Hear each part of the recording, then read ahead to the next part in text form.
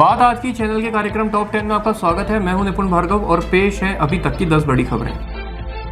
प्रधानमंत्री नरेंद्र मोदी अपने 75वें जन्मदिन पर आज मध्य प्रदेश पहुंचे।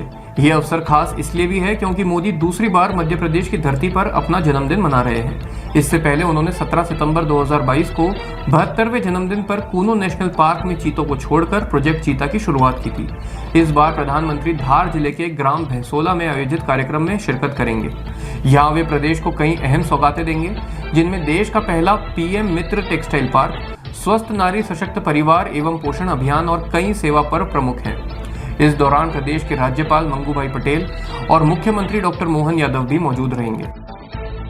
छत्तीसगढ़ में लगातार नक्सल ऑपरेशन चलाए जाने से नक्सली भयभीत हो चुके हैं। माओवादी संगठन के शीर्ष नेताओं के नक्सल मुठभेड़ में मारे जाने और सरेंडर करने से उनका संगठन लगातार कमजोर होता जा रहा है। ऐसे में नक्सलियों ने मंगलवार देर शाम को एक प्रेस नोट जारी कर कहा कि वो हथियारबंद संघर्ष को अस्थायी रूप से छोड़कर शांति वार्ता के लिए तैयार हैं।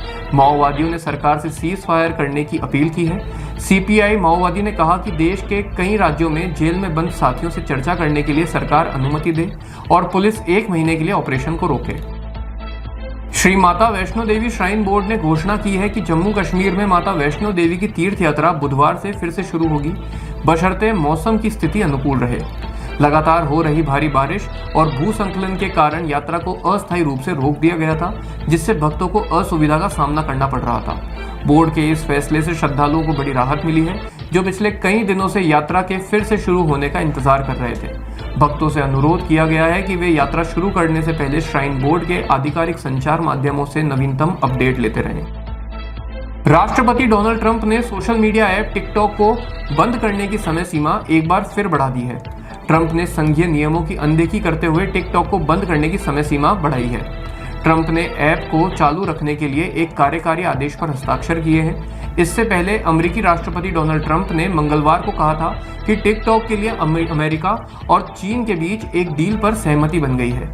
इस फैसले के बाद बाइट डांस के स्वामित्व वाला यह ऐप अमेरिका में काम करता रहेगा।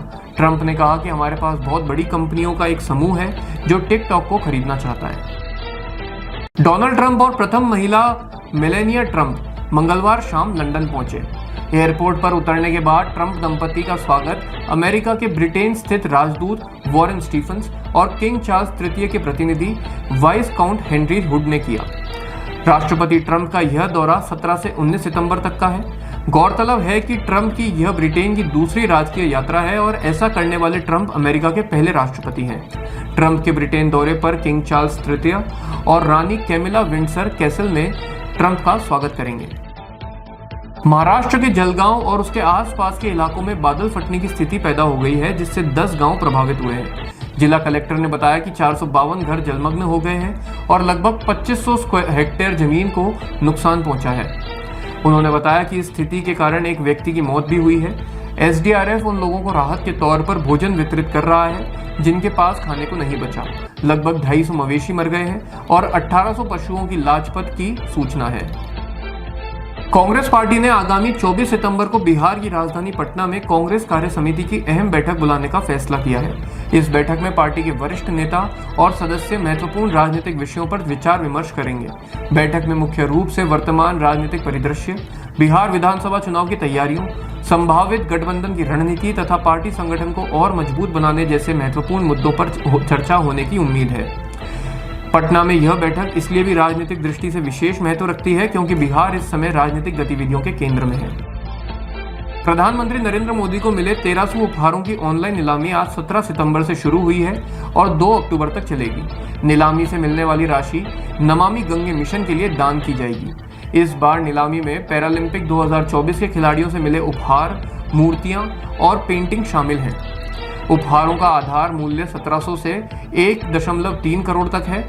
पीएम मोदी के उपहारों की वर्ष 2019 से शुरू हुई नीलामी का इस बार 7वां संस्करण है। भाजपा अध्यक्ष ने इस नीलामी को मोदी की गंगा नदी के प्रति अपनी श्रद्धा बताया है।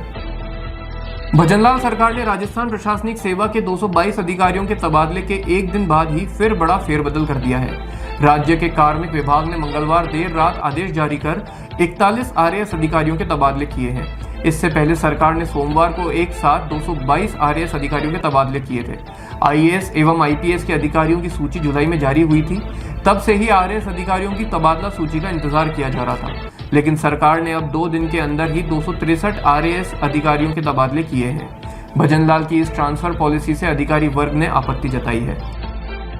बिहार में विधानसभा चुनाव का समय जैसे जैसे नजदीक आ रहा है, वैसे वैसे नेताओं के बीच जुबानी हमले और आरोप प्रत्यारोप का क्रम तेज होता जा रहा है। इसी क्रम में जन स्वराज पार्टी के सुप्रीमो प्रशांत किशोर ने मंगलवार शाम को प्रधानमंत्री नरेंद्र मोदी, कांग्रेस सांसद राहुल गांधी और राष्ट्रीय जनता दल के नेता तेजस्वी यादव की तुलना एक्सपायरी दवा से कर दी है।